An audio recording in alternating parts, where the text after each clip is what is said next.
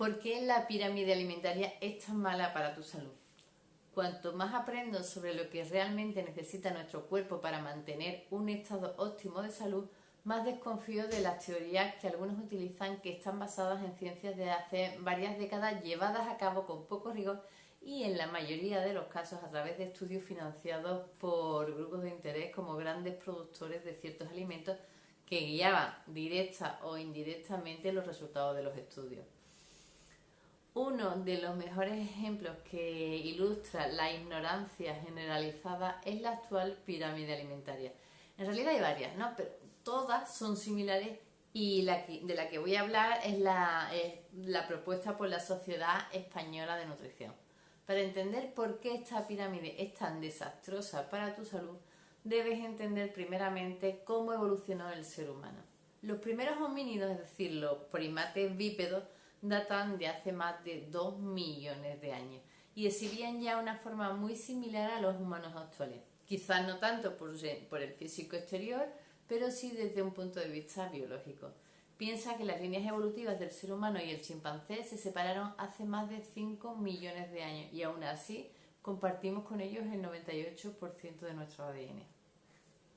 Parece lógico pensar que nuestro cuerpo evolucionó para nutrirse de los alimentos que estaban disponibles en la naturaleza, principalmente plantas y animales, y éramos recolectores, cazadores, y esa fue la forma de alimentarse durante cientos de miles de años. Mucho más recientemente en nuestra historia, hace unos 10.000 años, se inventa la agricultura y con ella alimentos como los cereales. Más o menos al mismo tiempo se empieza a domesticar animales, dando lugar a la ganadería y con ella al consumo de leche y posteriormente a sus derivados. Dada esta cronología de eventos en la historia de la evolución humana, uno podría pensar que nuestro cuerpo está mejor adaptado a comer verduras, frutas y animales que cereales o leche, que hace menos de 10.000 años que existen.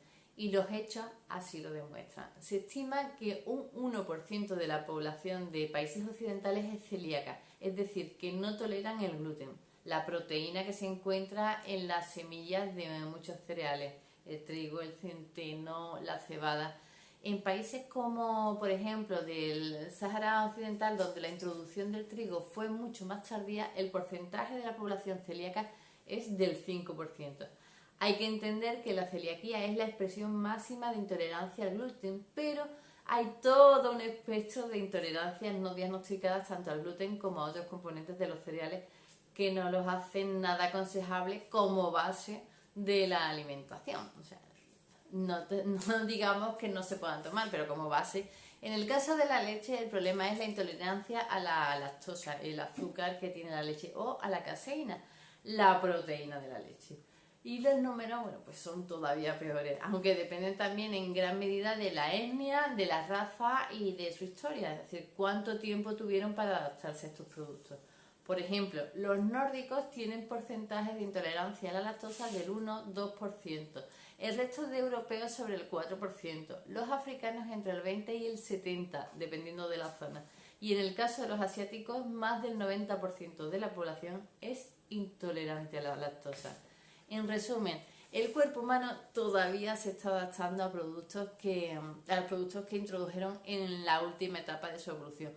Por tanto, su consumo no debería ser tan masivo, lo que no quiere decir que sean necesariamente perjudiciales en cantidades moderadas.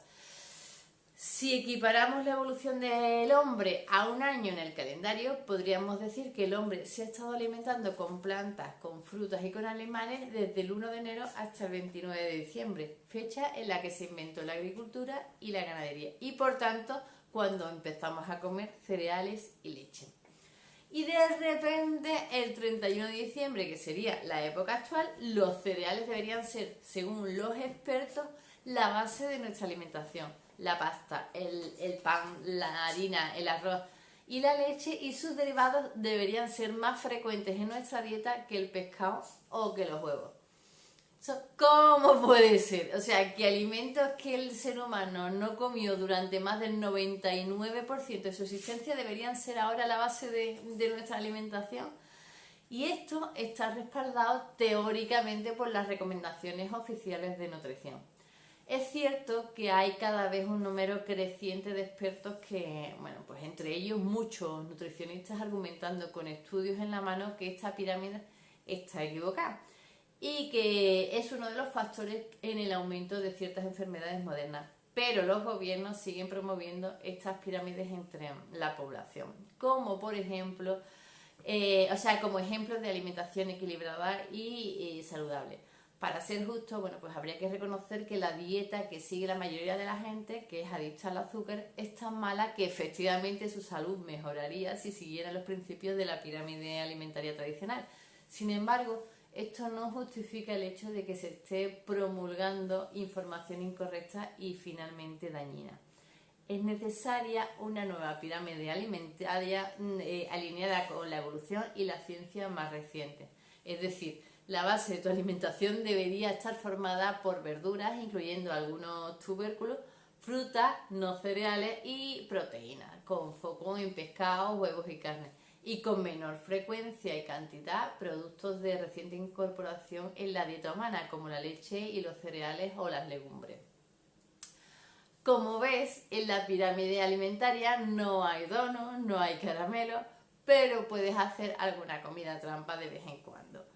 En realidad, bueno, pues el resumen sería que el enfoque es una especie de dieta paleo flexible, manteniendo lo bueno e ignorando lo malo.